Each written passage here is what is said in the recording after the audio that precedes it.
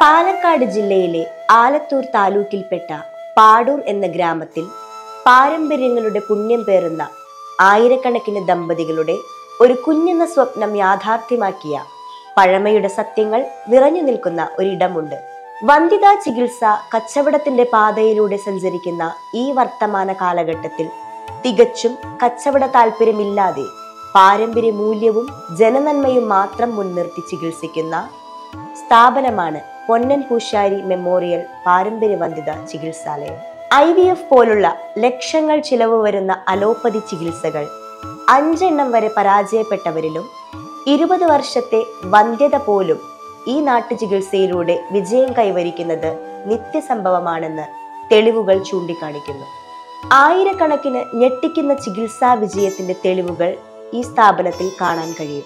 പാരമ്പര്യ രീതിക്ക് മാറ്റം വരുത്താതെയുള്ള ഔഷധ നിർമ്മാണമാണ് ഈ വിജയത്തിന് മുതൽക്കൂട്ടാവുന്നത്.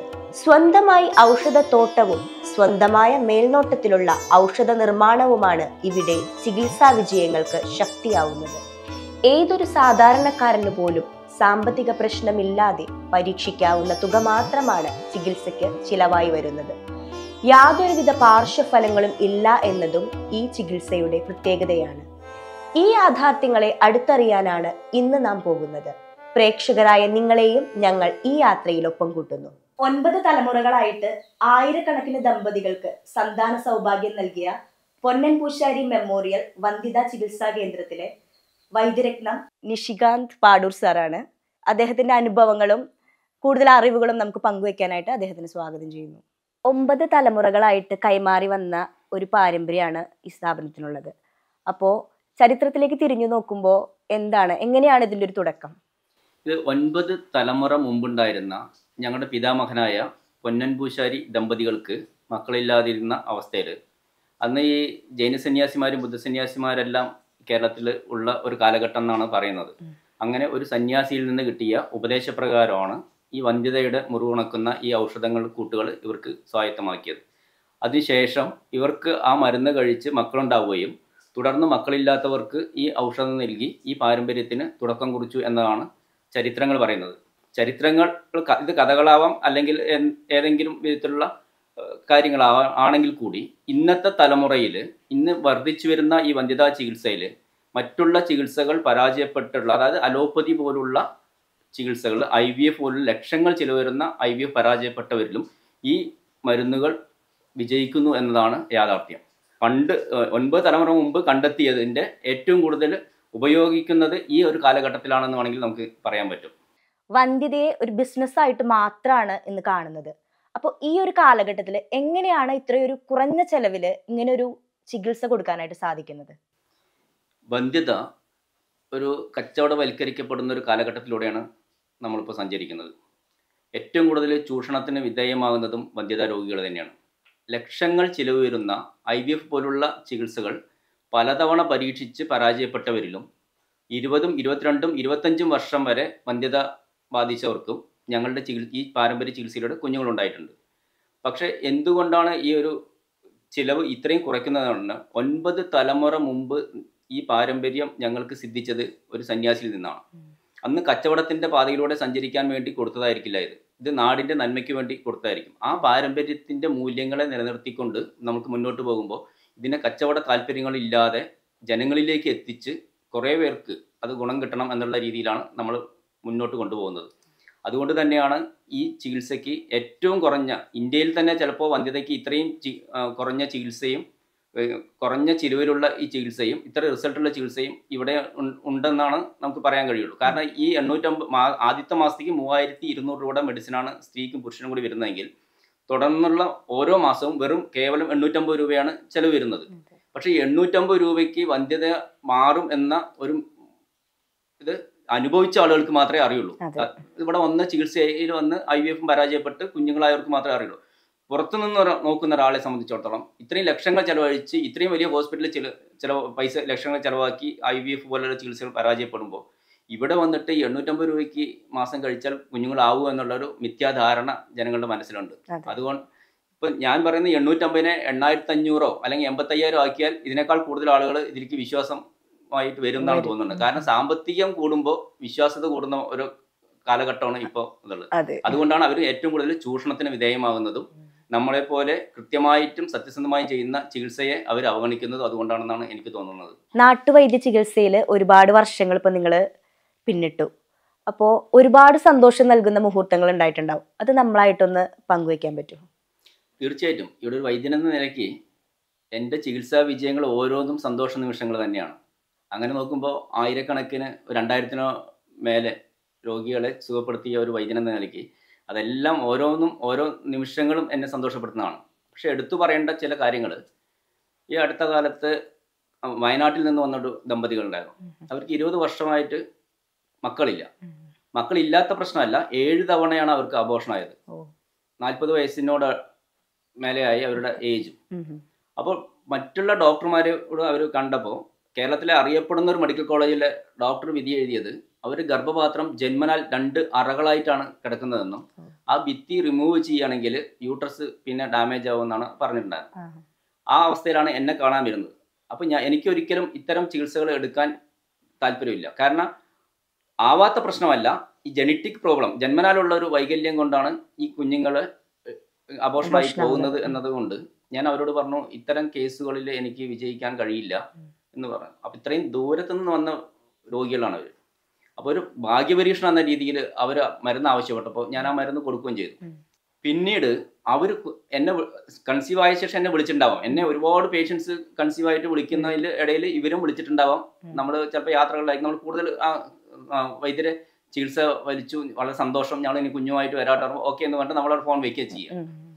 അതുപോലെ അവരും വിളിച്ചിട്ടുണ്ടാവാം. നമ്മൾ ഈ പേഷ്യൻ്റാണെന്ന് എനിക്ക് ഉള്ളതില്ല. പിന്നീട് ഈ അടുത്ത കാലത്ത് അവർ ആ കുഞ്ഞുമായിട്ട് വീട്ടിലേക്ക് ഭാര്യയും ഭർത്താവും ആ പയ്യനുമായിട്ട് കൂടി കയറി വന്നപ്പോൾ ഞാൻ തന്നെ അതിശയിച്ചു പോയി.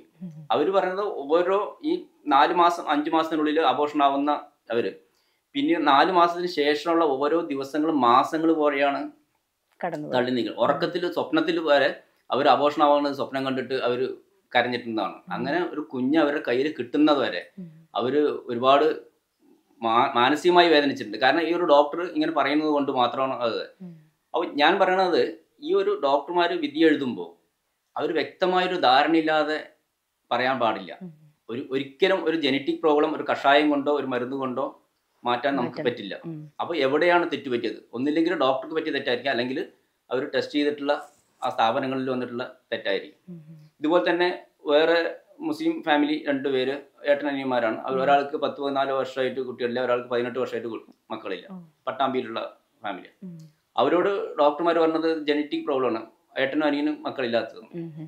ഇതും നമ്മളുടെ പരീക്ഷണത്തിലൂടെ അവർ ഏട്ടന് മരുന്ന് കൊടുത്ത് 18 വർഷം 16 വർഷം മറ്റായിട്ടുള്ള ചേട്ടന് ശരിയായപ്പോൾ അവരുടെ ഗൾഫിലുള്ള അനിയനും ഇവരിവിടെ തന്നെ മരുന്ന് കൊണ്ടുപോയി.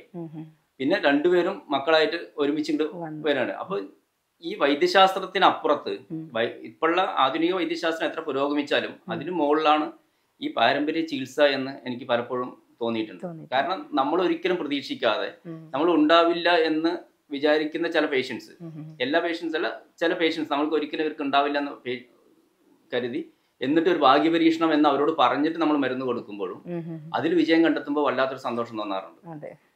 വൈദ്യരെ, ലക്ഷങ്ങൾ ചെലവഴിക്കുന്ന ചികിത്സകൾ ചെയ്തിട്ട് പോലും കുട്ടികളില്ലാണ്ടിരിക്കുന്ന ഒരു ഇത് നമ്മൾ കാണുന്നുണ്ട്. അപ്പോൾ ആ ഒരു സാഹചര്യത്തിൽ ഇത്ര പൈസ കുറവിൽ ഇവിടെ ചികിത്സ ചെയ്ത് ആളുകൾക്ക് കുട്ടികൾ ഉണ്ടാവുന്നുണ്ട്. അപ്പൊ എന്താണ് മറ്റുള്ള ചികിത്സാ രീതികളായിട്ട് ഇതിനുള്ള ഒരു വ്യത്യാസം എന്താണ്? ഞാൻ നേരത്തെ പറഞ്ഞ പോലെ ഒരു പാരമ്പര്യ ചികിത്സാ രീതിയാണ്. ഒരു സ്ത്രീ പ്രസവിക്കണമെങ്കിൽ ഗർഭാശയം ശുദ്ധിയായിരിക്കണം, അണ്ഡാശയവും ശുദ്ധമായിരിക്കണം എന്നതാണ് പണ്ട് മുതൽക്കുള്ള മഹർഷിമാരാണെങ്കിലും വൈദ്യന്മാരാണെങ്കിലും കണ്ടുപിടിച്ചിട്ടുള്ളത്. അതിനുള്ള മരുന്നുകളാണ് നമ്മൾ ഇവിടെ നിന്ന് കൊടുക്കുന്നത്.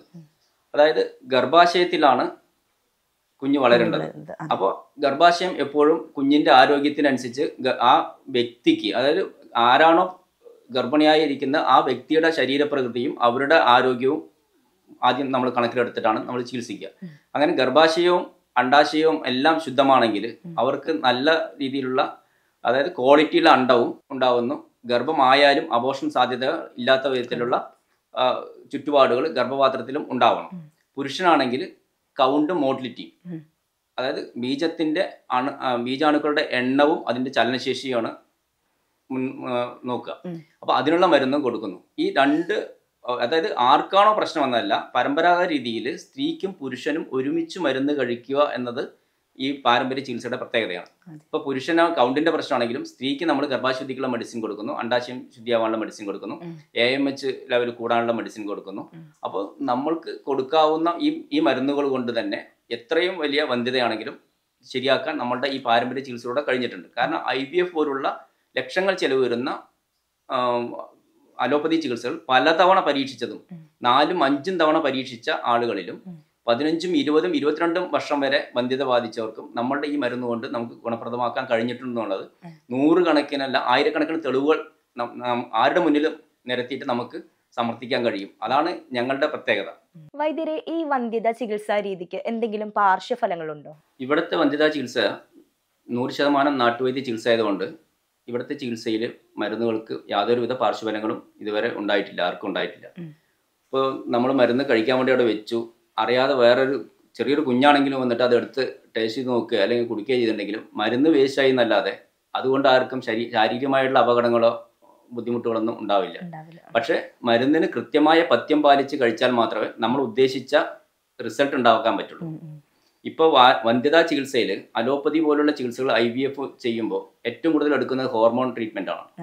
ഇവിടെ വരുന്ന രോഗികളിൽ 80%-ലധികം ആളുകളും ഈ IVF പോലുള്ള ചികിത്സകൾ പൂർണ്ണമായും പരാജയപ്പെട്ടവരാണ്. അപ്പം ഇവിടെ വരുമ്പോൾ ഈ വന്ധ്യതാ രോഗത്തിനപ്പുറത്ത് ഇതിന്റെ പാർശ്വഫലങ്ങളിലൂടെ ഉണ്ടാവുന്ന രോഗങ്ങളുമായിട്ടാണ് പലരും ഇവിടെ എത്തുന്നത്. അപ്പോൾ അങ്ങനെയുള്ളൊരു രോഗിയെ സംബന്ധിച്ചിടത്തോളം നമുക്ക് നേരിട്ട് ഒരു വന്ധ്യതാ ചികിത്സ കൊടുക്കാൻ കഴിയാത്ത അവസ്ഥ വരുമ്പോൾ നമ്മൾ അവരുടെ ഈ പാർശ്വഫലങ്ങൾ ഉള്ള രോഗങ്ങളെ ആദ്യം മാറ്റാൻ വേണ്ടിയിട്ട് ആയുർവേദ ചികിത്സ ചെയ്യും. അപ്പോൾ ഭാര്യ ഡോക്ടർ ആയതുകൊണ്ട് അവരാണ് ഈ പാരമ്പര്യ ചികിത്സയ്ക്ക് മുമ്പ് ഇത്തരം പ്രശ്നങ്ങൾക്ക് അഭിമുഖീകരിക്കുന്ന പ്രശ്നങ്ങൾക്കുള്ള മരുന്ന് കൊടുക്കുന്നത്. അതിനുശേഷമാണ് നമ്മൾ വന്ധ്യതയ്ക്കുള്ള ചികിത്സ ചെയ്യുന്നത്. പല വിധത്തിലുള്ള ദൂഷ്യഫലങ്ങൾ അനുഭവിക്കുന്ന ഒരുപാട് അലോപ്പതി ചികിത്സയിലൂടെ ഉള്ള ഈ ഹോർമോൺ ചികിത്സയിലൂടെ ഒരുപാട് ദൂഷ്യഫലങ്ങളും പ്രശ്നങ്ങൾ അഭിമുഖീകരിക്കുന്ന രോഗികളാണ് 80% പേരും ഇവിടെ എത്തുന്നതാണെങ്കിൽ പറയാം. ഈ ചികിത്സ ഫലം ചെയ്യാനായിട്ട് എത്ര നാൾ കാത്തിരിക്കേണ്ടി വരും? ഈ ചികിത്സ ആദ്യത്തെ 14 ദിവസത്തെ സ്ത്രീക്കുള്ള പഥ്യത്തോടുള്ള മരുന്നിന് ശേഷം എപ്പോൾ വേണമെങ്കിലും കൺസീവ് ആവാനുള്ള സാധ്യതയുണ്ട്. എങ്കിലും നമ്മൾ മിനിമം 4 മാസം മാക്സിമം 1 ഇയർ എന്ന് പറയുന്നുണ്ട്. ഇപ്പോൾ ഇത് നമ്മളിപ്പോൾ ഈ വീഡിയോ കണ്ടുകൊണ്ടിരിക്കുന്നത് വിചാരിക്കും 1 ഇയർ വരെയൊക്കെ മരുന്ന് കഴിച്ച് പഥ്യമൊരിക്കാൻ പറ്റുമെന്ന്. അങ്ങനെയല്ല ഈ ചികിത്സാ രീതി. ആദ്യത്തെ 14 ദിവസമാണ് കഠിനമായ പഥ്യമുള്ളൂ. അത് കഴിഞ്ഞാൽ പഥ്യം അവിടെ സ്റ്റോപ്പായി. പിന്നെ നമ്മൾ സാധാരണ ഭക്ഷണവും സാധാരണ ജീവിതശൈലിയിലേക്ക് തിരിച്ചു പോകുന്നു. പിന്നെ ഓരോ മാസവും പീരീഡ്സിന്റെ 2ാം ദിവസം മുതൽ 4 ദിവസം വെച്ച് കഴിക്കാനുള്ള മരുന്നാണ് സ്ത്രീക്കുള്ളത്. അപ്പോൾ ഈ 4 ദിവസം മരുന്ന് കഴിക്കുമ്പോൾ 4 ദിവസവും അതിനുശേഷം മറുപഥ്യം 1 ദിവസവും കൂടിയിട്ടുണ്ടാവും. അങ്ങനെ 4+1 5 ദിവസമാണ് പഥ്യം ഉണ്ടാവുക. ബാക്കി 25 ദിവസം നമ്മൾ നോർമലായിട്ടുള്ള ഫുഡ് സാധാരണ രീതിയിലേക്ക് പോകും. അപ്പോൾ ഇത് പലരും വിചാരിക്കേണ്ട നിഷികാന്ത് പാടൂരിന്റെ ചികിത്സ കഠിനമായ പഥ്യമാണെന്ന് എല്ലാവർക്കും അറിയാം. കേരളത്തിലെ ഒരുവിധമുള്ള എല്ലാവർക്കും അതാണ് പറഞ്ഞു വരുന്നത്. പക്ഷേ ഈ കഠിനമായ പഥ്യവും ഞാൻ പറയുന്നു മിനിമം 4 മാസം മാക്സിമം 1 ഇയർ വരെ സമയമുണ്ട് പറയുമ്പോൾ ഈ 1 ഇയർ വരെ ഈ പഥ്യം ഫോളോ ചെയ്യണമെന്നുള്ളത് ഒരിക്കലും അങ്ങനെയല്ല. 14 ദിവസത്തെ മെഡിസിൻ പ്ലസ് എല്ലാ മാസവും 4 ദിവസം മരുന്ന് കഴിക്കുന്നു. അപ്പോൾ 4+1 5 ദിവസത്തെ പഥ്യം. അപ്പോൾ ആദ്യത്തെ 14 ദിവസത്തിന് ശേഷം എല്ലാ മാസവും 5 ദിവസം മാത്രമേ പഥ്യമുള്ളൂ. പുരുഷന് ആദ്യത്തെ ഒരു 7 ദിവസത്തെ പഥ്യത്തിൽ കഴിക്കാനുള്ള മരുന്നും പിന്നെ തുടർച്ചയായി കഴിക്കാനുള്ള ചൂർണമാണ് കൊടുക്കുന്നത്. ഈ ചൂർണം കഴിക്കുന്നത് രാത്രി പാലിൽ കഴിക്കുന്നതാണ് കൊടുക്കുന്നത്. അപ്പോൾ രാത്രി ഭക്ഷണത്തിൽ മാത്രം മോരും നോൺ വെജും ഉപയോഗിക്കാൻ പാടില്ലെന്ന് പറയും. ഇത്രയേ ഉള്ളൂ പഥ്യം. പഥ്യം നോർമലാണ്. പക്ഷെ ആദ്യത്തെ ഈ കഠിനമായ പഥ്യം എല്ലാവർക്കും ബുദ്ധിമുട്ടുണ്ടാക്കുന്നതുകൊണ്ട് നിഷികാന്ത് പാടൂരിന്റെ ചികിത്സ കഠിനമായ പഥ്യമാണെന്ന് പറയും. ഈ കഠിനമായ പഥ്യം 14 ദിവസമുള്ളൂ. ഈ 14 ദിവസം പഥ്യം പാലിക്കാൻ പറ്റാത്തവരെങ്ങനെയാണ് 10 മാസം ഗർഭിണിയായി പിന്നെ അത് പ്രസവിച്ച ആ കുഞ്ഞിനെ ഒരു നഴ്സറി വരെയൊക്കെ എത്തിച്ച് പഠിപ്പിക്കണമെങ്കിലുള്ള റിസ്ക് ഒക്കെ എടുക്കുമ്പോൾ ഈ ഒരു 14 ദിവസത്തെ ഇത് റിസ്ക് എടുത്തല്ലേ പറ്റുള്ളൂ. വന്ധ്യതയ്ക്ക് അപ്പുറം മറ്റെന്തെങ്കിലും രോഗങ്ങൾക്ക് ഇവിടെ ചികിത്സ കൊടുക്കുന്നുണ്ടോ? ഈ വന്ധ്യത രോഗികൾക്ക് തന്നെ വ്യത്യസ്തമായ മറ്റു അസുഖങ്ങളുള്ള ധാരാളം പേര് ഇവിടെ ഉണ്ടാവും. ഒന്നാൾ രക്തക്കുറവുള്ള ആളുകളുണ്ടാവും, അല്ലെങ്കിൽ തടി കൂടിയിട്ടുള്ള ആളുകളുണ്ടാവും, അതല്ലെങ്കിൽ IVF പോലത്തെ ചികിത്സകളുടെ ദൂഷ്യഫലങ്ങളുള്ള പേഷ്യൻസ് ഉണ്ടാവും. അപ്പോൾ ഇവർക്കെല്ലാം ആയുർവേദ ചികിത്സയിലൂടെ അത് സുഖപ്പെടുത്തിയതിന് ശേഷം മാത്രമാണ് നമ്മൾ ഈ പാരമ്പര്യ വന്ധ്യതാ ചികിത്സ കൊടുക്കുന്നത്. ഇപ്പൊ അനീമിക് ആയിട്ടുള്ള രക്തക്കുറവുള്ളൊരു സ്ത്രീ ആണെങ്കിൽ നമ്മുടെ മരുന്ന് കൊടുത്ത ഗർഭിണിയായാലും ഏകദേശം ഒരു 2-3 മാസം ആകുമ്പോൾ അവർക്ക് അത് കുഞ്ഞിന്റെ ഗ്രോത്തിനെ വളർച്ചയെ ബാധിക്കും. അത് ആരോഗ്യമുള്ളൊരു ശരീരത്തിൽ ആരോഗ്യമുള്ളൊരു കുഞ്ഞുണ്ടാവുള്ളൂ. അപ്പോൾ ആരോഗ്യപ്രദമായ ഒരു ശരീരപ്രകൃതിയിലേക്ക് അവർ എത്തിച്ചതിന് ശേഷമാണ് നമ്മൾ ഈ പാരമ്പര്യ വന്ധ്യതാ ചികിത്സയ്ക്ക് തുടക്കം കുറിക്കുക. പലരും എന്നോട് ചോദിക്കാറുണ്ട്, ഇത്രയും അലോപ്പതി കൈവിട്ടിട്ടുള്ള ഇത്രയും വലിയ വന്ധ്യത രോഗം മാറ്റുകയാണെങ്കിൽ സാർക്ക് ക്യാൻസറും പോലത്തെ മറ്റുള്ള ചികിത്സകളൊക്കെ ഒന്ന് പഠിച്ച് പരീക്ഷിച്ചുകൂടെ? കൈപുണ്യം ദൈവം തന്നിട്ടുണ്ടോ? എനിക്ക് തന്ന കൈപുണ്യം ഈ പാരമ്പര്യമായി കിട്ടിയത് വന്ധ്യതയ്ക്ക് മാത്രമാണ്. അതിനപ്പുറത്ത് അറിയാത്തൊരു മേഖലയിൽ കൈകടത്താൻ നമുക്ക് താല്പര്യമില്ല. കാരണം നമ്മൾക്ക് റിസൾട്ട് ഉണ്ടാക്കുന്ന, നമ്മൾക്ക് പാരമ്പര്യമായി കിട്ടിയിട്ടുള്ള ഈ ഒരു സിദ്ധി അത് ഭംഗിയായി ചെയ്ത് മുന്നോട്ട് പോകുക എന്നത് മാത്രമാണ് നമ്മൾ ലക്ഷ്യം വെക്കുന്നത്.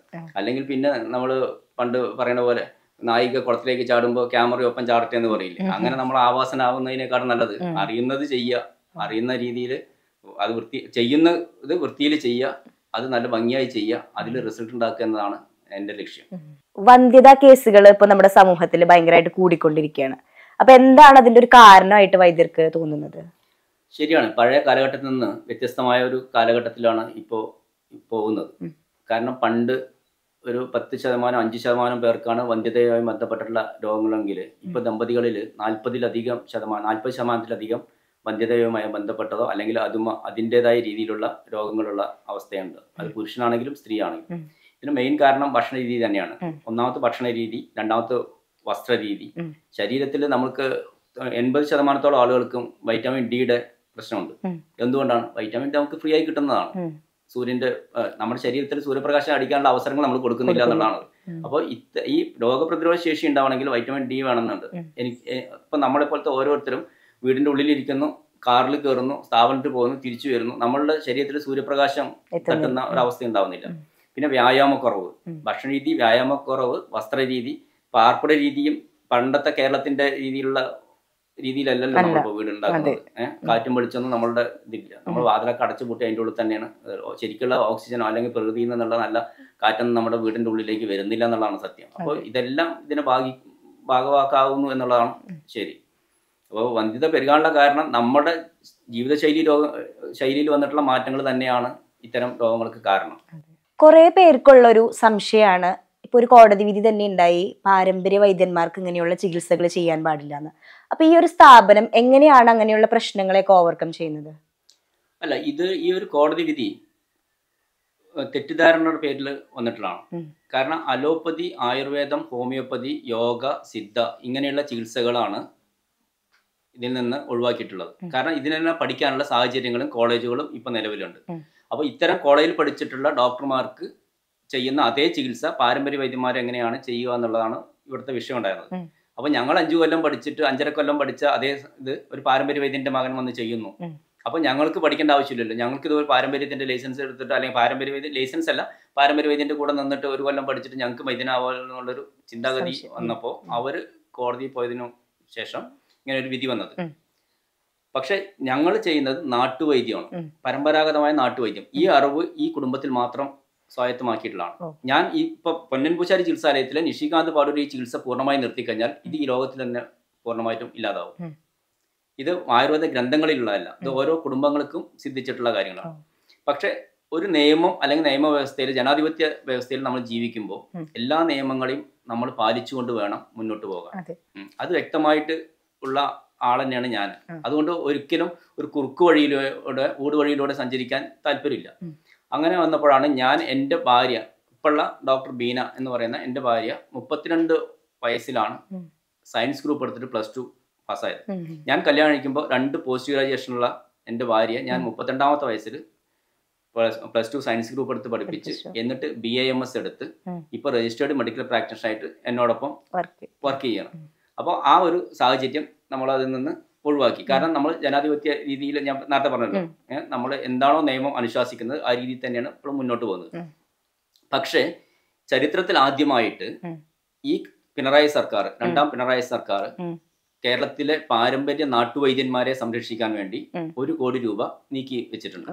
അതിനർത്ഥം ഇവിടെ പാരമ്പര്യ വൈദ്യന്മാരുണ്ടെന്നും അവർ സംരക്ഷിക്കപ്പെടേണ്ടവരാണെന്നും ഈ സർക്കാരിന് ബോധ്യമുള്ളത് കൊണ്ടാണ് ചരിത്രത്തിൽ ആദ്യമായിട്ട് ഒരു പാരമ്പര്യ നാട്ടുവൈദ്യ സംരക്ഷണത്തിന് വേണ്ടി 1 കോടി രൂപ ഗവൺമെന്റ് മാറ്റിവെക്കുന്നത്. ഈ അവസരത്തിൽ ഞാൻ ഈ സർക്കാരിനെ അഭിനന്ദിക്കുന്നു. ഈ പാരമ്പര്യ വൈദ്യന്മാരുടെ നിലനിൽപ്പിന് വേണ്ടിയിട്ട് ഇങ്ങനെ ഒരു വ്യത്യസ്തമായ ഒരു നിലപാടെടുത്തതിന് ഈ പിണറായി സർക്കാരിലെ മറ്റു മന്ത്രിമാരോടും നമ്മൾക്ക് വ്യക്തി എന്ന നിലയ്ക്കും പാരമ്പര്യ എന്ന നിലയ്ക്കും എനിക്ക് നന്ദി രേഖപ്പെടുത്താൻ ഈ അവസരം കൂടി ഞാൻ ഉപയോഗിക്കണം. ഈ ചികിത്സയ്ക്കൊക്കെ ആവശ്യമായിട്ടുള്ള മരുന്നിന്റെ ലഭ്യത എങ്ങനെയാണെന്നൊന്ന് പറയാമോ? ഏതൊരു പാരമ്പര്യ വൈദ്യനും അഭിമുഖീകരിക്കുന്ന ഏറ്റവും വലിയ പ്രശ്നങ്ങളൊന്നാണ് മരുന്നിൻ്റെ ലഭ്യത. പക്ഷേ 9 തലമുറ മുമ്പ് നമ്മൾക്ക് ഉള്ള ആ യോഗപ്രകാരമുള്ള എല്ലാ മരുന്നുകളും ചേർത്ത് മാത്രമാണ് നമ്മൾ മരുന്ന് നിർമ്മിക്കുള്ളൂ. ഇവിടെ സ്വന്തമായിട്ട് ഔഷധത്തോട്ടമുണ്ട്. അതിൽ ഇല ഉപയോഗിക്കുന്ന മരുന്നുകളുണ്ട്, തൊലി ഉപയോഗിക്കുന്നുണ്ട്, വേര് ഉപയോഗിക്കുന്നുണ്ട്, കായ, പൂവ്, അങ്ങനെ വ്യത്യസ്തമായ രീതിയിൽ ഉപയോഗിക്കുന്ന ഇതുണ്ട്. അതിൽ വേരുകളായിട്ട് ഉപയോഗിക്കുന്ന മരുന്നുകളെ നമ്മൾക്ക് സംരക്ഷിച്ച് വളർത്താൻ ബുദ്ധിമുട്ടാണ്. കാരണം അത് നമ്മൾ ഒരിക്കൽ പിഴുതെടുത്തു കഴിഞ്ഞാൽ അത് പൂർണ്ണമായി നശിച്ചു പോകുന്നു. അപ്പോൾ ഇലമരുന്നുകളും അതുപോലെ തന്നെ കായ, പൂവ്, അങ്ങനെയുള്ള മരുന്നുകളെല്ലാം നമ്മൾ ഔഷധത്തോട്ടത്തിൽ നമുക്ക് ലഭ്യമാകുന്നുണ്ട്. മറ്റു മരുന്നുകൾ അട്ടപ്പാടി അല്ലെങ്കിൽ നെല്ലിയാമ്പതി മേഖലകളിലെ ആദിവാസികൾ ശേഖരിച്ച് നമുക്ക് തരാനാണ് പതിവ്. എല്ലാ മരുന്നുകളും ചേർത്തിക്കൊണ്ട് മാത്രമാണ് ഞങ്ങൾ ഈ പാരമ്പര്യ ഔഷധങ്ങൾ തയ്യാറാക്കുന്നത്. ഇതിൽ വേറൊരു ദൂഷ്യഫലം എന്താണെന്ന് വെച്ചിട്ടുണ്ടെങ്കിൽ, നമ്മൾ ഏതെങ്കിലും ഒരു മരുന്ന് നമ്മൾ ഒഴിവാക്കുന്നു എന്ന് വിചാരിക്കുക. ഈ മരുന്നുകളുടെ പല മരുന്നുകളും വിഷതുല്യമായിട്ടുള്ള മരുന്നുകളുണ്ടാവും. അതിന്റെ വിഷത്തിന്റെ വീര്യം കുറയ്ക്കാൻ വേണ്ടിയിട്ടായിരിക്കും വേറൊരു പ്രതിമരുന്ന് ഉപയോഗിക്കും. അപ്പൊ നമ്മൾ ഒഴിവാക്കുന്ന മരുന്ന് ഏതെങ്കിലും കിട്ടിയില്ല എന്ന് പറഞ്ഞാൽ നമ്മൾ ഒഴിവാക്കുന്ന മരുന്ന് പ്രതിമരുന്നാണെങ്കിൽ നമ്മൾ ആദ്യം ചേർത്ത മരുന്നിന്റെ വിഷത്തിന്റെ വീര്യം അതിലുണ്ടാവും. പല ചെടികൾക്കും വിഷത്തിന്റെ തുല്യമായ പ്രശ്നങ്ങളുള്ള ചെടികളുണ്ടല്ലോ, അറിയാലോ, എല്ലാവർക്കും അറിയാം. പ്രകൃതിയിൽ എല്ലാ നല്ല ചെടികളും ഉണ്ട്, ഭക്ഷിക്കാൻ പറ്റുന്നതും അല്ലാത്തതുമായിട്ടുള്ള ഇതുണ്ട്. അപ്പോൾ നമ്മൾ അതിനനുസരിച്ചിട്ടുള്ള രീതിയിലുള്ള പ്രതിമരുന്നുകൾ ഏതെങ്കിലും ഒഴിവായി കഴിഞ്ഞിട്ടുണ്ടെങ്കിൽ നമ്മുടെ മരുന്നിന് അതിൻ്റെതായ ഗുണം ലഭിക്കില്ല. അപ്പോൾ എല്ലാ മരുന്നുകളും ചേർന്നാൽ മാത്രമേ ഈ ഒരു മരുന്ന് ഉണ്ടാക്കാൻ കഴിയുള്ളൂ. അത് അന്ന് മുതൽക്ക് ഇന്ന് വരെ അങ്ങനെ തന്നെയാണ് നമ്മൾ കൊണ്ടുപോയിട്ടുള്ളത്. അതുപോലെ പോയിസണുള്ള മരുന്നുകൾ ഉണ്ട്. നമ്മൾ ഗുൽഗുലു അതുപോലെയുള്ള മരുന്ന്, അതുപോലെ കൊടിവേലി, ഇതെല്ലാം നമ്മൾ ശുദ്ധി ചെയ്തിട്ടാണ് നമ്മൾ ചേർക്കുക. ഇതെല്ലാം ശുദ്ധി ചെയ്തിട്ടുണ്ടെങ്കിൽ അതിൻ്റെ ആ വിഷത്തിൻ്റെ അംശം പൂർണ്ണമായും പോയി ഔഷധത്തിൻ്റെ ഗുണം വരും. അപ്പോൾ നമ്മൾ ശുദ്ധി ചെയ്യേണ്ട മരുന്നുകൾ നീർവാളം പറഞ്ഞ വളരെ ഒരു കുരുവാണ്. അത് കഴിച്ചിട്ടുണ്ടെങ്കിൽ ആൾ ചിലപ്പോൾ വയറിളകിയിട്ട് മരിച്ചു പോകും. അതിന് നമ്മൾ എരുമച്ചാണകത്തിൽ പുഴുങ്ങിയിട്ടൊക്കെയാണ് നമ്മൾ ശുദ്ധി ചെയ്തിട്ടൊക്കെയാണ് നമ്മളത് ഉപയോഗിക്കുക. അപ്പോൾ അങ്ങനെയുള്ള കുറേ കാര്യങ്ങളുണ്ട്. ഈ മരുന്ന് ഉണ്ടാക്കുന്നത് കുറേ ഇലകൾ കൊണ്ടുവന്നിട്ട് അരച്ച് ഉണ്ടാക്കുന്നതല്ല, അതിൻ്റെ കുറേ പ്രൊസീജിയർ ഉണ്ട്. അത് കൂടെയൊക്കെ കടത്തി വിട്ടിട്ടാണ് ഒരു കുപ്പിയിൽ വരുന്ന മരുന്ന് അത്രയും പ്യുവറാണെന്ന് നമുക്ക് 100% ഉറപ്പ് ഉണ്ടെങ്കിൽ നമുക്കത് വേറൊരു പേഷ്യൻറ്റിന് കൊടുക്കാൻ പറ്റുള്ളൂ. അപ്പോൾ അത്രയും പ്യുവറായിട്ടാണ് നമ്മൾ മരുന്ന് ഉണ്ടാക്കുന്നതും മരുന്ന് നിർമ്മിക്കുന്നതും അതിൻ്റെ തേടിപ്പിടിക്കുന്നതെല്ലാം അത്രയും കൃത്യമായിട്ടുള്ള സ്ഥലങ്ങളിലാണ് നമ്മൾ ഇതാക്കുന്നത്. അപ്പോൾ ഇതിൻ്റെ ഇൻഗ്രീഡിയൻസിൻ്റെ ലഭ്യതയ്ക്ക് എന്തെങ്കിലും ബുദ്ധിമുട്ട് ഫേസ് ചെയ്തിട്ടുണ്ടോ? ഇല്ല, ഞാൻ പറഞ്ഞല്ലോ, നമ്മൾക്ക് സ്വന്തമായിട്ട് ഔഷധത്തോട്ടമുള്ളത് കൊണ്ടും മറ്റുള്ള ആദിവാസി സമൂഹത്തിൽ ഒരുപാട് സൗഹൃദങ്ങൾ ഉള്ളതുകൊണ്ടും അവരെല്ലാം നമ്മളെ സഹായിക്കുന്നുണ്ട്. അങ്ങനെ എല്ലാവരും സഹായം ഉള്ളത് കൊണ്ടാണ് നമുക്ക് ഇത്രയും കുറഞ്ഞ രീതിയിൽ നമുക്ക് കൊടുക്കാൻ പറ്റും. എല്ലാം ഇപ്പം ഔഷധത്തോട്ടം ഇല്ലാന്ന് വിചാരിച്ചിട്ടുണ്ടെങ്കിൽ നമ്മൾ ഇത്രയും മരുന്നുകൾ പുറത്തുനിന്ന് വാങ്ങിക്കണം. അപ്പൊ ഈ നമ്മൾക്ക് വരുന്ന സാമ്പത്തിക ബാധ്യത മുഴുവൻ രോഗികളുടെ ശരീരത്തിൽ സാമ്പത്തികത്തിൽ അടിച്ചേൽപ്പിക്കേണ്ടി വരും. അപ്പൊ നമ്മൾക്ക് കിട്ടുന്ന മരുന്നുകളെല്ലാം നമ്മൾ ശേഖരിച്ചതിന് ശേഷം മരുന്ന് നമ്മൾ ഉണ്ടാക്കി കൊടുക്കുമ്പോൾ നമുക്ക് അത്രേ കുറവ് കോസ്റ്റ് വരുന്നുള്ളൂ. അപ്പൊ അതിനനുസരിച്ചിട്ട് നമ്മൾ വാങ്ങിക്കുന്നുള്ളൂ. ഒരു പാരമ്പര്യ ചികിത്സ എന്നതിനെ കൊണ്ട് നമ്മൾക്ക് ഇതിന് സാമ്പത്തികത്തിന് നമ്മൾ മുൻതൂക്കം കൊടുക്കാറില്ല. അത് പണ്ടും പിന്നോട്ട് തലമുറ അങ്ങനെ തന്നെയായിരുന്നു. അപ്പോൾ നമ്മൾ ഇതിന്റെ ഗുണഭോക്താക്കൾ കൂടുതലുണ്ടാവട്ടെ എന്ന് മാത്രം പ്രാർത്ഥിച്ചുകൊണ്ടാണ് നമ്മളിത് മുന്നോട്ട് പോകുന്നത്. ഈ ചികിത്സാ രീതി ഇപ്പോൾ വർഷങ്ങളായിട്ട് വൈദ്യർ ഫോളോ ചെയ്തുകൊണ്ടിരിക്കുന്നുണ്ട്. അപ്പൊ ആരാണ് വൈദ്യരുടെ ഒരു ഗുരുസ്ഥാനത്തുള്ളത്? ഗുരുസ്ഥാനത്ത് എപ്പോഴും അമ്മ തന്നെയാണ്. ചെറിയ പ്രായത്തിൽ തന്നെ ഔഷധങ്ങളെ കുറിച്ച് പഠിപ്പിച്ചു തന്നതും ചെടികളെ കുറിച്ച് പറഞ്ഞു തന്നിട്ടുള്ളതും എല്ലാം അമ്മ തന്നെയാണ്. അച്ഛൻ്റെ പാരമ്പര്യത്തിലാണ് തുടക്കമെങ്കിലും അച്ഛൻ പൊതുപ്രവർത്തനമായതുകൊണ്ട് അച്ഛൻ്റെ സ്ഥാനം ആ ഒരു ഗ്യാപ്പ് ക്ലിയർ ആക്കിയത് അമ്മയാണ്. അമ്മയിൽ നിന്ന് എനിക്ക് അത് സ്വായത്തമാക്കാൻ കഴിഞ്ഞു. ഇപ്പോഴും മരുന്ന് നിർമ്മിക്കുന്നതിൻ്റെ മൊത്തം ഉത്തരവാദിത്തങ്ങളും അതിൻ്റെ കൂടെ നിൽക്കുന്ന കാര്യങ്ങളെല്ലാം ചെയ്യുന്നതും മരുന്ന് നമ്മൾ പറിച്ചു കൊണ്ടുവരുന്നു, മറ്റുള്ള കാര്യങ്ങളെല്ലാം മേൽനോട്ടം വഹിക്കുന്നത് അമ്മ തന്നെയാണ്. വളരെയധികം മാനസിക പിരിമുറുക്കത്തോടു കൂടിയാണ് മിക്ക പേഷ്യൻസ് ഇവിടെ വരുന്നത്. അപ്പൊ അതിനെ ഓവർകം ചെയ്യാനായിട്ട് എന്തൊക്കെ ആണ് അവർക്ക് വേണ്ടി ചെയ്യാറുള്ളത്? ഇവിടെ വരുന്ന പേഷ്യൻസിൽ ഞാൻ നേരത്തെ പറഞ്ഞ പോലെ 90%-ലധികവും അലോപ്പതിയും മറ്റുള്ള എല്ലാ ചികിത്സകളും പരാജയപ്പെട്ടതിന് ശേഷമാണ് ഈ ഒരു പാരമ്പര്യ നാട്ടുവൈദ്യ ചികിത്സയിലേക്ക് വരുന്നത്. അതൊരു അവസാന പരീക്ഷണം എന്ന രീതിയിലായിരിക്കാം, അല്ലെങ്കിൽ ഒരു ഭാഗ്യപരീക്ഷണം എന്ന രീതിയിലായിരിക്കാം ഇവിടെ എത്തുന്നത്. പക്ഷേ ഇവിടെ എത്തുമ്പോഴാണ് അവർക്ക് അതിൻ്റെ ശരിയായിട്ടുള്ള വശങ്ങൾ അറിയുന്നത്. കാരണം ആയിരക്കണക്കിന് ദമ്പതികളുടെ ഫോട്ടോസ് നമ്മളിവിടെ വെച്ചിട്ടുണ്ട്, ആൽബത്തിൽ നമ്മൾ കളക്ട് ചെയ്തിട്ടുണ്ട്. അതെങ്ങനെയെന്ന് വെച്ചിട്ടുണ്ടെങ്കിൽ നമ്മുടെ ചികിത്സയിൽ കുഞ്ഞുങ്ങളായവർ ഞങ്ങളുമായി സൗഹൃദം പങ്കിടാൻ വരുന്ന ആ ഫോട്ടോ ആണ് നമ്മൾ ആൽബത്തിൽ വെച്ചിരിക്കുന്നത്. അതിൽ ഓരോ വ്യക്തികളുടെ പേരും അഡ്രസ്സും ഫോൺ നമ്പറും എത്ര IVF കഴിഞ്ഞു, ഏതൊക്കെ ഡോക്ടറാണ് ചികിത്സിച്ചതെന്നുള്ള വ്യക്തമായ കാര്യങ്ങൾ നമ്മളതിൽ മാർക്ക് ചെയ്ത് വെച്ചിട്ടുണ്ട്. അപ്പോൾ ഈ 10 വർഷമുള്ളൊരു പേഷ്യൻ്റാണ് ഈ കുഞ്ഞുങ്ങളില്ലാതെ വേദനിച്ച് നമ്മുടെ മുന്നിൽ വരുന്നെങ്കിൽ അവർ ഒന്നോ രണ്ടോ IVF ചെയ്താണെങ്കിൽ നമ്മൾ 15 വർഷവും 20 വർഷവും കഴിഞ്ഞ രോഗികളിൽ 4ഉം 5ഉം തവണ IVF പരാജയപ്പെട്ടവരുടെ ഫോട്ടോ അവർ കാണുമ്പോൾ അവർക്ക് തീർച്ചയായിട്ടും മാനസികമായിട്ടൊരു ഇതുണ്ടാവും. എനിക്ക് അത്രമാത്രം പ്രശ്നമില്ല, അവർക്ക് ശരിയാവുന്നുണ്ടെങ്കിൽ എനിക്കും അത് ശരിയാവുന്നൊരു ഇതുണ്ടാവും. അപ്പോൾ അവിടെ ലക്ഷങ്ങൾ ചിലവാക്കുമ്പോൾ ഇവിടെ ആയിരത്തിന് താഴെയാണ് ചികിത്സയ്ക്ക് ചിലവ് വരുന്നത്. അപ്പോൾ ആ മരുന്നിനേക്കാൾ കൂടുതൽ ഫലവത്താണ് ഇതെന്ന് നമ്മൾക്ക് തെളിയിച്ച് അവർക്ക് കാണിച്ചു കൊടുക്കാൻ നമുക്ക് പറ്റും. അപ്പോൾ അതുകൊണ്ട് നമ്മൾ ആ ഒരു രീതിയിലേക്ക് വരുമ്പോൾ അവർക്ക് ഇതിൻ്റെതായ സത്യസന്ധമായ ഒരു ചികിത്സയാണെന്നും സൈഡ് എഫക്റ്റ് ഇല്ലെന്നുള്ള ബോധ്യപ്പെടുകയും ഇത് നമുക്ക് പരീക്ഷിക്കാവുന്നതാണെന്ന് അവരുടെ മനസ്സിൽ തോന്നുന്നുകൊണ്ട് അവർ വളരെ റിലാക്സ് ആയിട്ട് തന്നെ മരുന്ന് കഴിക്കാറാണ് പതിവ്. ഏതൊക്കെ പ്രദേശത്ത് നിന്നാണ് വൈദ്യരെ കാണാനായിട്ട് പേഷ്യൻസ് വരാറുള്ളത്? ഇന്ത്യക്ക് പുറത്തുനിന്നൊക്കെ വരാറുണ്ടോ? ഇന്ത്യക്ക് പുറത്തുള്ള പേഷ്യൻസും ഇടയ്ക്ക് വരുന്നുണ്ട്. റഷ്യൻസ് ആണെങ്കിൽ ശരി, മറ്റുള്ള രാജ്യങ്ങളിൽ നിന്നൊക്കെ വരുന്നുണ്ട്. അത് മലയാളികളുടെ കെയർ ഓഫിലാണ് വരുന്നത്. ഇവിടെ നിന്ന് പോയിട്ടുള്ള നമ്മളുടെ ഇവിടെ ഏറ്റവും കൂടുതൽ വിദേശത്തുള്ള നഴ്സുമാരെല്ലാവരും മലയാളികളാണല്ലോ. കൂടുതൽ നമ്മുടെ മലയാളി നഴ്സുമാരെല്ലായിടത്തും ഉണ്ട്, ഓസ്ട്രേലിയയിലും അവിടെയൊക്കെ ഉണ്ട്. അപ്പോൾ അവരുടെ കെയർ ഓഫിലാണ് വരുന്നത്. അവരിങ്ങനെ ഒരു സ്ഥാപനമുണ്ട്, അവർ ചികിത്സയുണ്ടെന്നൊക്കെ പറഞ്ഞുകൊണ്ട് അങ്ങനെ വിദേശികൾ വരുന്നുണ്ട്.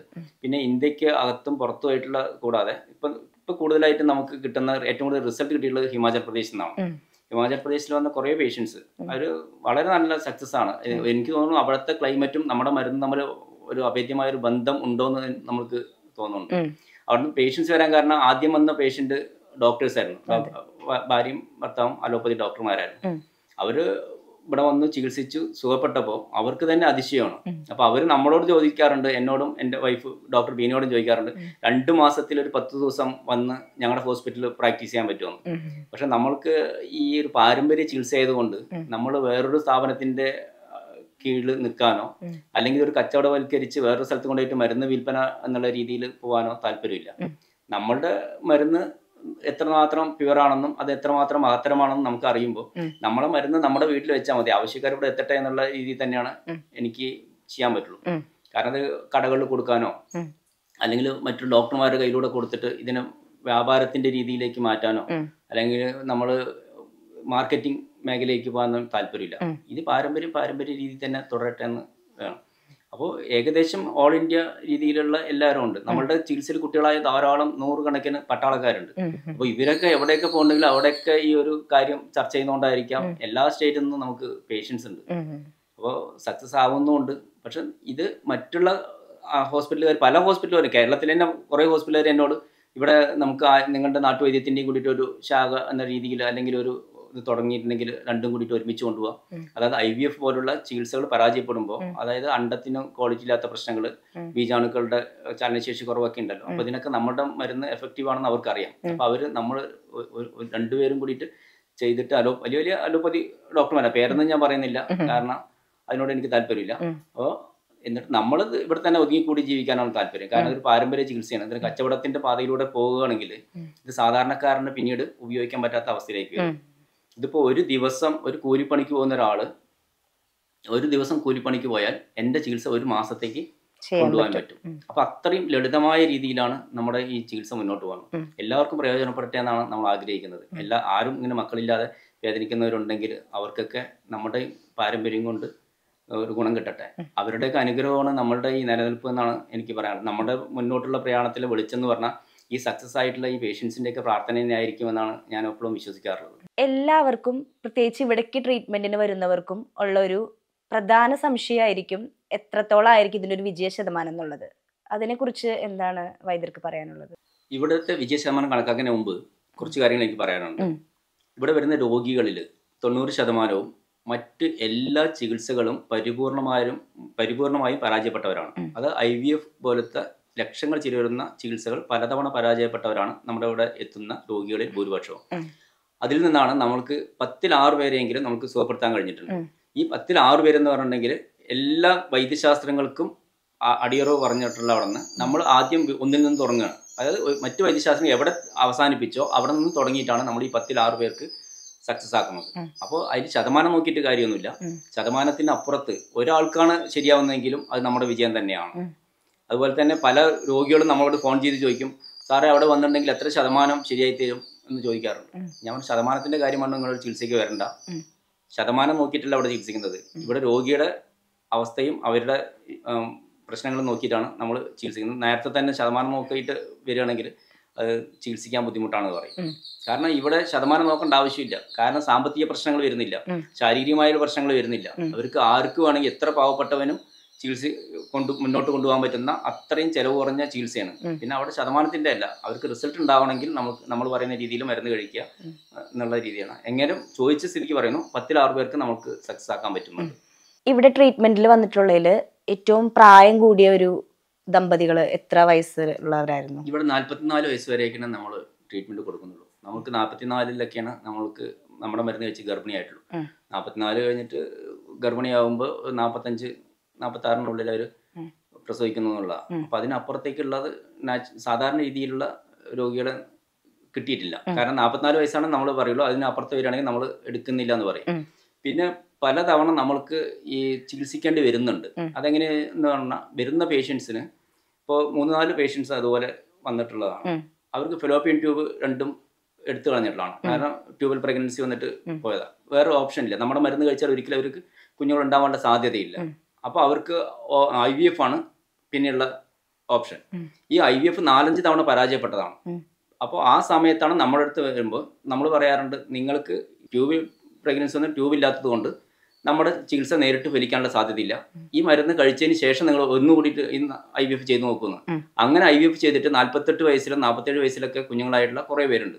അത് നമ്മൾ പറയാത്തതെന്ന് വെച്ചിട്ടുണ്ടെങ്കിൽ അത് നമ്മൾക്കാണോ അതിന്റെ സക്സസ് റേറ്റ് പോണത്, IVF ആണെന്ന് അറിയില്ല. IVF എനിക്കാണെന്നാണ് വിശ്വസിക്കുന്നത്. കാരണം ഇതേ IVF 4 തവണ പരാജയപ്പെട്ട ഒരാൾ പിന്നെ എൻ്റെ ചികിത്സയ്ക്ക് ശേഷം വന്ന IVF ആണ് അവർ കുഞ്ഞായിട്ട് സക്സസ് ആയത്. അപ്പൊ ഞാനതിൻ്റെ ഇത് ക്രെഡിറ്റ് ഞാൻ എടുക്കുമ്പോൾ മറ്റേ ഡോക്ടർ അവർ ആ ക്രെഡിറ്റ് എടുക്കും. അപ്പോൾ രണ്ടുപേരും ക്രെഡിറ്റ് പങ്കിട്ട് പോകുന്നു അത്തരം പേഷ്യൻസിൽ. അതൊരു ഇത് മാത്രമേ ഉള്ളൂ. ഞാൻ നേരിട്ട് എടുത്തിട്ടുള്ളത് 44 വയസ്സ് വരെയൊക്കെയാണ്. കൺസീവ് ആയതിനു ശേഷം എന്തെങ്കിലും തുടർ ചികിത്സകൾ ഇവിടുന്ന് ചെയ്യുന്നുണ്ടോ?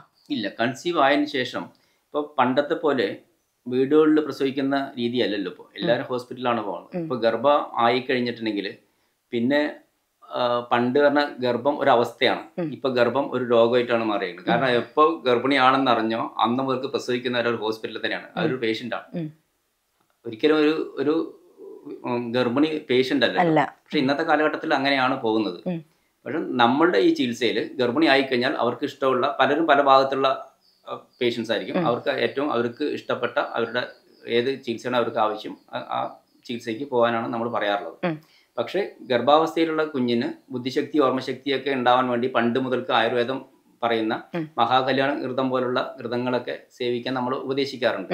പിന്നെ പ്രസവിച്ചു കഴിഞ്ഞിട്ടുണ്ടെങ്കിൽ പ്രസവരക്ഷ ലേഹ്യങ്ങളും മരുന്നുകളും അങ്ങനെയുള്ളതൊക്കെ കൊടുക്കാൻ നമ്മൾ ഇവിടെ നിന്ന് കൊടുക്കാറുണ്ട്.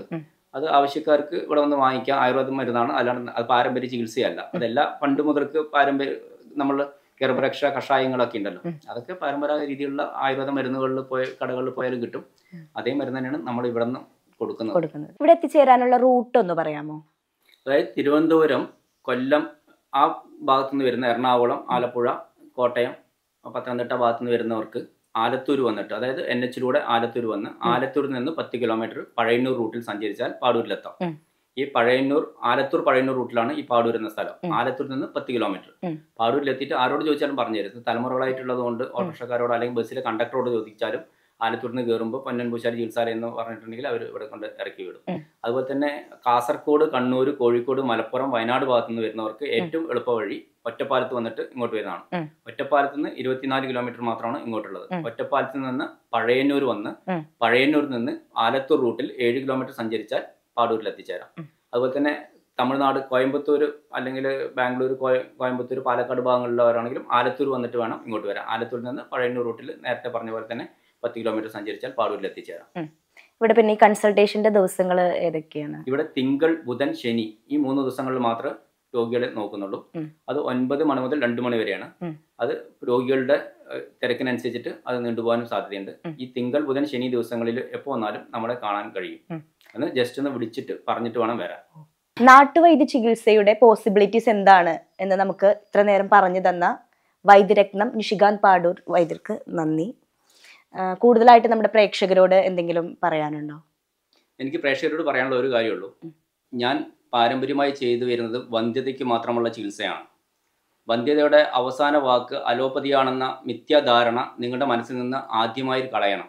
കാരണം പലതവണ IVF പരാജയപ്പെട്ട പേഷ്യൻസിനെ എനിക്കറിയാം. അവർ ഒരു IVF പരാജയപ്പെടുമ്പോൾ സാമ്പത്തികമായും ശാരീരികമായും മാനസികമായും തകരുന്നൊരവസ്ഥയാണ് ഒരു രോഗിക്ക് ഉണ്ടാവുക. അപ്പോൾ അത്തരം അവസ്ഥയിൽ വിധിയെ പഴിച്ചിരിക്കാതെ ഇത്തരം പാരമ്പര്യ ചികിത്സകളിലേക്ക് നിങ്ങൾക്ക് വരികയാണെങ്കിൽ, ഇവിടെ നിങ്ങൾക്ക് വന്നാൽ തന്നെ ഈ തെളിവിനായിട്ട് ആയിരക്കണക്കിന് ദമ്പതികളുടെ തെളിവുകൾ നിങ്ങൾക്ക് കാണിച്ചു തരാൻ പറ്റും. ഇത്തരം ചികിത്സകൾ, അലോപ്പതി പോലത്തെ ചികിത്സകൾ പരാജയപ്പെട്ട നിങ്ങൾക്ക് ഒരു അവസാന പരീക്ഷണം എന്ന രീതിയിൽ പരീക്ഷിക്കാൻ ഈ ചികിത്സ ഗുണപ്രദമാകുമെന്നാണ് എനിക്ക് തോന്നുന്നത്. അതുകൂടാതെ തന്നെ മറ്റു പ്രേക്ഷകരുണ്ടെങ്കിൽ നിങ്ങളുടെ അറിവിലോ അല്ലെങ്കിൽ നിങ്ങളുടെ ബന്ധത്തിലോ ഇതുപോലെ വന്ധ്യതയുമായി ബന്ധപ്പെട്ട് ലക്ഷങ്ങൾ ചിലവഴിച്ച് ഇരിക്കുന്ന രോഗികളുണ്ടെങ്കിൽ അവരെ കൂടി ഇതിലേക്ക് ഉൾപ്പെടുത്താൻ നോക്കുക. അവർക്കൊരു നല്ലൊരു ഭാവി ഉണ്ടാവട്ടെ എന്ന് ഞാൻ പ്രാർത്ഥിക്കുന്നു. എല്ലാവർക്കും നന്മകൾ ഉണ്ടാവട്ടെ എന്ന് പ്രാർത്ഥിച്ചുകൊണ്ട് ഞാൻ നിർത്തുന്നു.